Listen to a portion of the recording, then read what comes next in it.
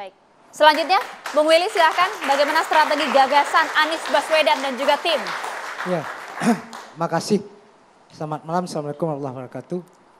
Bung Melki, Anda top Markotop dan kawan-kawan mahasiswa yang lain. Anda mengembalikan politik kepada ranah yang seharusnya. Politik lahir pada kontestasi gagasan, ide dan integritas. Dan terima kasih Anda sudah mengembalikan itu kepada ruang yang seharusnya yaitu kampus. Dan Mas Anies sudah menjawab itu. Tadi Anda juga sudah sampaikan setelah memberikan kuliah kebangsaan divisi UI, beliau datang ke kantor BEM UI. Ya, insya Allah habis ini bisa ketemu dan bisa silaturahmi. Tapi apa yang Anda inisiasi dengan kawan-kawan itulah yang seharusnya dan itulah the next level of Indonesian politik dan the next level itu ditunjukkan oleh Anies. Saya kebayang Anda duduk di sini sama seperti Anies duduk di sini tahun awal 90-an karena Anies juga ketua SMPT UGM dan insya Allah Anda nanti akan jadi capres juga. Amin. Pertanyaan Ibu Siti Bang belum terjawab. Bu Siti, terima kasih karena pandemi kita benar-benar apa yang Ibu gambarkan tadi, the modern war gitu, perang modern tidak lagi tentara yang dimobilisasi, orang datang invasi ke satu negara, itu sudah sangat tertinggal. Perang modern yang Ibu bilang tadi adalah terorisme di ranah biologi gitu. Apalagi perang sekarang ya cukup dengan satu virus orang sudah selesai semuanya. Tentu ini berbicara tentang perspektif yang paling fundamental. Yang pertama ketika Anies akan jadi presiden adalah perspektif geopolitik dan ancamannya itu harus digeser. Tidak hanya terjebak pada tradisional traits. Kita selalu aja, oh sedikit-sedikit kita bilang, oh ini PKI nih, kiri nih, oh kalau enggak kanan ini Islam fundamental. Selalu masih terjebak pada ranah seperti itu. Padahal Ibu bilang dunia ini sudah bergerak sangat jauh sekali untuk kemudian ancaman-ancaman seperti ini. Dan ini sangat nyata sekali. Nah, pandemi apa yang kemudian harus kita lihat? Yang pertama, satu Bu,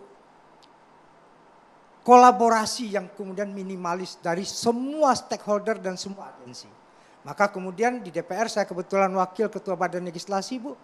Ada undang-undang yang kita inisiasi yang sangat krusial sebagai sebuah proses pembelajaran dari pandemi ini Bu. Yang satu undang-undang kebencanaan Bu.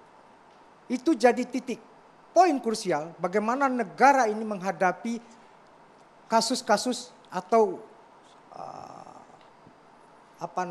bencana yang ini bukan kasus lagi tapi bencana yang sebesar ini. Yang kedua adalah karena ini masih terjebak pada ego sektoral yang sangat akut Bu. Yang sangat akut.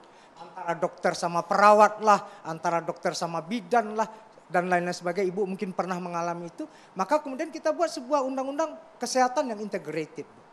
Itu yang kemudian bagaimana sebagai breakthrough untuk kemudian ini tidak terjadi lagi sekat-sekat ini. Yang kedua adalah riset base itu menjadi sangat penting sekali. Bu, kita sebenarnya malu dengan India dan Singapura. Mereka, bahkan Thailand sekalipun, mereka bisa membuat vaksin Bu. Sementara ketika itu saya sama Bang Andreas masih di Komisi 1 Bu.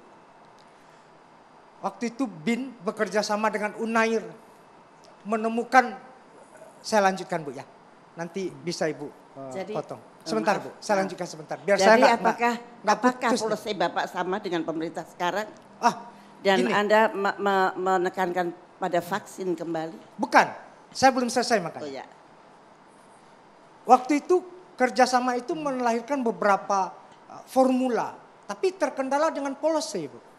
Artinya kita satu, riset base kita besar. Apa yang akan Anies lakukan ketika jadi presiden adalah memperbesar anggaran riset untuk apa? Untuk bagaimana ketahanan nasional dan next level Indonesia ini menjadi bangsa yang mengedepankan ilmu pengetahuan dan riset dalam kepemimpinan. Itu poin paling krusial ketika Anies menjadi presiden nanti. Yang kedua adalah Bu, akses. Ibu, saya kebetulan waktu pandemi itu jadi ketua panja RUU pendidikan kedokteran. Ada bottleneck karena negara ini menggunakan UKM PPD, uji kompetensi mahasiswa program pendidikan kedokteran. 3.800 mahasiswa kita belum dilantik, Bu. Saya nangis itu, Bu. Sementara kita butuh dokter. Kenapa birokratik betul negara ini? Nah, di mana responsibilitas kita? Nah, bagaimana UKM PPD itu cuma ada di Indonesia di kolong langit nih, Bu. Di negara manapun itu tidak ada, Bu. Ini harus kita bongkar ini, Bu. Jadi saya salah satu anggota tim 8 dan garda terdepan Anies Baswedan. Ini kita selesaikan ini, Bu. Jadi Anies jadi presiden, tidak ada lagi bottleneck. Yang berikutnya adalah akses, Bu. Yang bisa jadi dokter itu pasti anak orang kaya. Ya. Mahal sekali. Ketika mereka dan sekarang masih berlangsung itu masih ya uji berlangsung. kompetensi. Negara cuma bisa menyediakan melalui beasiswa maksimal 1,8 juta. Mereka butuh 1 bulan 10 juta. Sisanya kemana, Bu? Maka anak tukang becak nggak bisa jadi dokter. Akses ini yang kita akan perbaiki. Bahwasanya nggak hanya anak orang kaya atau kelas tertentu yang bisa jadi dokter. Ini Anies Baswedan yang punya program. Tepuk tangan buat Bang Willy, Bang Andreas dan juga Bang Andre Rosiade. Yang terakhir adalah masih banyak isu Bapak-Bapak, masih ada soal HAM, kebebasan berekspresi dan juga dari aspek budaya. Sesaat lagi hanya di Catatan Demokrasi pemirsa.